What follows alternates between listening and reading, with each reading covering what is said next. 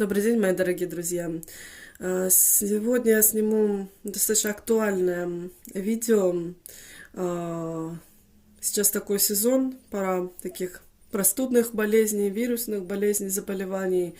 Я сейчас, к сожалению, немножко вышла из колеи строя, заболела ангиной. К сожалению, какое-то время лечилась, сейчас более-менее уже выхожу из этого состояния.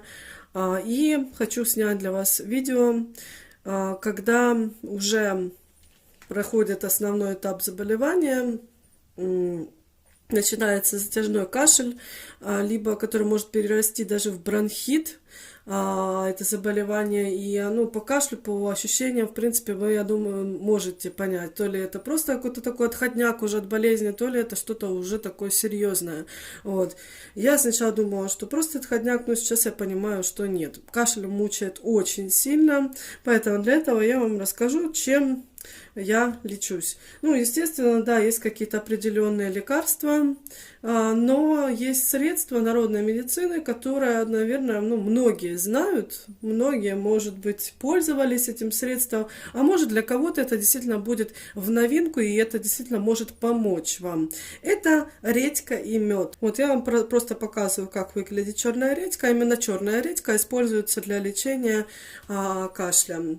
И мед, домашний мед у меня. Я уже просто сделала это лекарство для себя и вам расскажу, как его делать. Но почему именно эти лекарства? Мед, мы знаем прекрасно, что да, он такой настолько обладает огромным количеством полезных свойств, что при заболеваниях его используют достаточно часто при гриппе, при простуде, при любых других каких-то вирусных заболеваниях. А редька? Про редьку я хотела бы поговорить чуть больше. Почему именно ее? Скажем так, во-первых, редька действительно является очень эффективным противомикробным средством, как уже выяснено это годами и опытом. Именно помимо каких-то лекарственных, лекарств, которые назначают врачи, рекомендуется использовать такое народное средство, как редьку. Именно ее отхаркивающее антисептическое свойство помогает облегчить состояние, ваше состояние. И особенно черная редька, она очень сильно помогает при бронхите. Этот корнеплод издавна ценится в народной медицине благодаря своему богатому полезными веществами составу и лечебными свойствами. И даже доказано, что средства на его основе способны разжижать мокроту и облегчать именно выведение этой мокроты из бронхов, что очень немаловажно. Я, к сожалению, очень страдаю этим, когда у меня начинается кашель, чтобы очень было эффективно выведение этих мокрот. Я пользуюсь именно этим рецептом. И именно применение этого рецепта помогает облегчить ваш такой сухой, мучительный кашель при бронхите. И он превращает его в такой как немножечко в мокрый, или как правильно это сказать, в влажный кашель, который выделяются эти мокроты, и вы их просто выводите из организма. И еще я могу сказать, что корнеплод обладает мочегонным действием, укрепляет иммунитет, улучшает пищеварение. Поэтому при употреблении в любом виде, в принципе, он помогает еще и очистить организм от шлаков, токсинов, снять спазмы, уменьшить воспалительные процессы, то есть, огромное количество полезных свойств именно этого корнеплода, то есть редьки. Итак, как же все-таки делается наш рецепт? Я сделала 2 рецепта, потому что кашель у меня был очень сильный, нужно было побыстрее как-то помогать своему организму его убирать. Поэтому я уже показываю в готовом видео, но расскажу, как я это делала.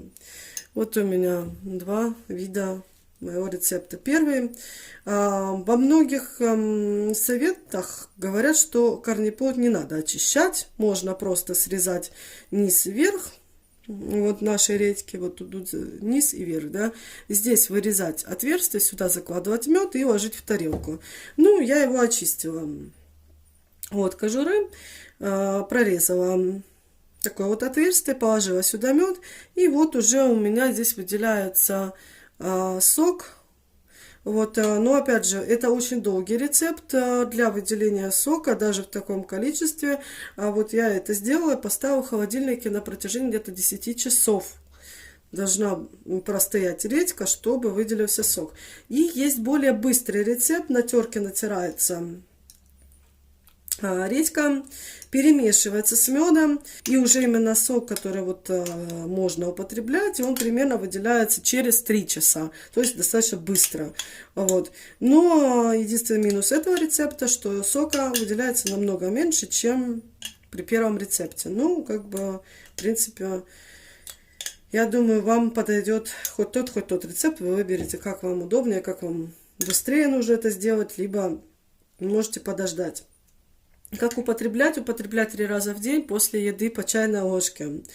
Ну, опять же, сколько, количество, ну, тут нужно смотреть по своему самочувствию, по тому, как действует на организм это все. Ну и опять же, еще сразу скажу, что перед употреблением посоветуйтесь с врачом, то есть, чтобы не было такого, что будет какая-то аллергическая реакция либо на мед, либо на редьку. Поэтому обязательно сначала консультируйтесь с врачом, а потом только после этого вы делаете себе вот такой вот полезный рецепт и лечите свой кашель.